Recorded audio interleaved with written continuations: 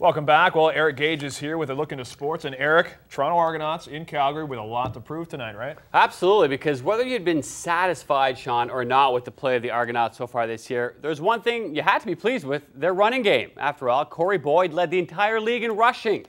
So you may have understandably been caught off guard when the Argonauts released Mr. Boyd, claiming he didn't fit in with the team's offensive scheme. What?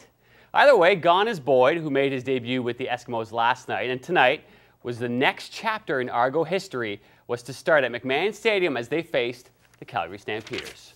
Welcome back. We're talking sports now with Eric Gage, and it's an exciting time. We have the Paralympics starting up very soon. That's right, Kate. Make sure folks at home to mark Wednesday on your calendars. That's the day that you just mentioned when the Paralympic Games start over in London. Now, this one is special because the Games are returning home, so to speak.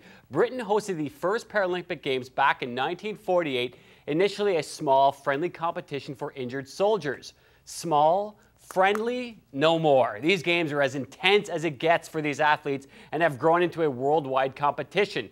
And in case you didn't know, Canada has some darn good athletes at these games. In fact, the goal this year is between 15 and 20 gold medals. Needless to say, the drought continues because it hasn't been a very fun homestand for the Blue Jays so far. Last weekend, they welcomed the first-place Yankees and lost 2 of 3 games. This past week, they welcomed the first-place White Sox and lost 3 of 4 games. This weekend, they welcomed the first-place Texas Rangers and split the first 2 games. In fact, they've held them to just 4 runs so far. Quite an impressive accomplishment considering the powerhouse lineup that Texas possesses.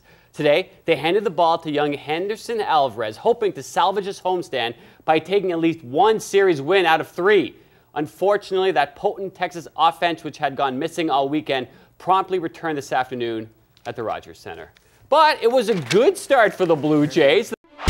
Welcome to our Sportsnet studios. My name is Eric Gage. It's Thursday. What we're going to try to do every Thursday is give you the opportunity to catch up on plays and sounds of the week that you may have missed. It's a beautiful mishmash of the two.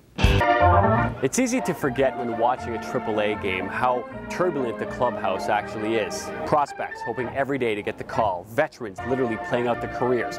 Middle-of-the-road guys just hoping to get that one last shot at the bigs. All led by a group of coaches who themselves are hoping to maybe get the call to the show. Add to the fact that Alex Anthopoulos is never afraid to call up a player or send one down, and you have the making of a very possible tumultuous clubhouse. Baseball and numbers go hand in hand. Stats have always been part of this great game. But recently, in the last decade or so, it seems like a new number, a new stat emerges every day. A new mathematical formula to help us evaluate a player's performance. Essentially, it looks like the nerds have taken over baseball. Tonight, it's your patriotic duty to either cheer for the Canucks, which is slang for Canadian, or for the Canadians, well, which also means Canadian. It's only logical that die-hard Maple Leaf fans cheer for their biggest rival.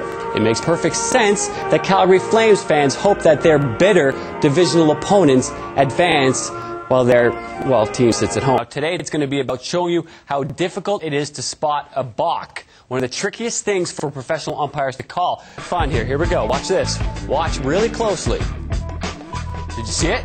You didn't see it there, did you? Okay, watch this again. Once again, the umpires, they do such a bang-up job every night. Watch this. Oh, see, he falls asleep. It rarely happens, but the pitcher actually falls asleep there and is unable. Now, he tries to cover it up, you'll notice, but the umpire, a good umpire, will see that. The Heat took care of the Celtics. Yeah. Are they going to win it all? Look, Eric, the way they played against Boston, the defending conference champs, you'd have to think they have a great shot. Right now, they've come together. To me, they're the favorite in the East. Okay, all right, there you have it. Paul Jones, our NBA expert, says the Heat have run out of gas. Hey, boys, sorry, maybe next year. Hold it. All right, let's move to the West here. That's not what I said.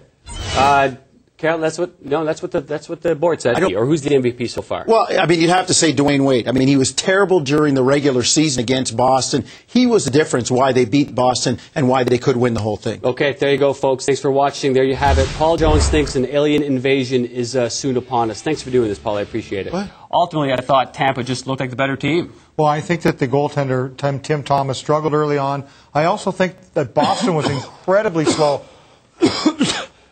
Sorry, that's mine. That's on me. They were fired up and they were ready to play. Yeah. The Boston Bruins, on the other hand, not ready to play. Tim Thomas You see that? I think there's a. Oh yeah, there's a. Look at this little drip or something, guys. Fellas, I need a new monkey. Guys, it's Okay. Can we take a look at that? I don't want Mr. McSorley to get wet here, guys. Start for Tampa. Tampa came out and they were ready to play. The Boston Bruins. Oh, that's a leg cramp. Oh, have you get one of those, Marty? Oh my God, they just. Oh. Okay. Oh. Where is the other camera? Where's the Okay. camera where I am the joke here? Hello, I'm Martine Dyer, wishing you and yours a very happy 2000. Are you serious right now? Remember these things? Pretty cool, eh? Eric, for real? I'm not going to do it. He's sitting right here. I know. I've seen what's happened here. I'm not going to do it. This is stupid. I'm sorry. You're right. You know what, Brad? I've been a little bit childish. I've been immature. Yeah. I apologize to the others, but I really would like to end the show with a little bit of integrity. You're Brad Fay, and nothing's going to happen. It's for the viewer at home. You're going to blow the horn in my face. No, yeah. no. You know what? Like I said, I apologize that it's over. Okay? I don't even have it with me. Just for the viewer. Trusting for the viewer. All right. I'm Brad Fay of Sportsnet Connected, wishing you and yours.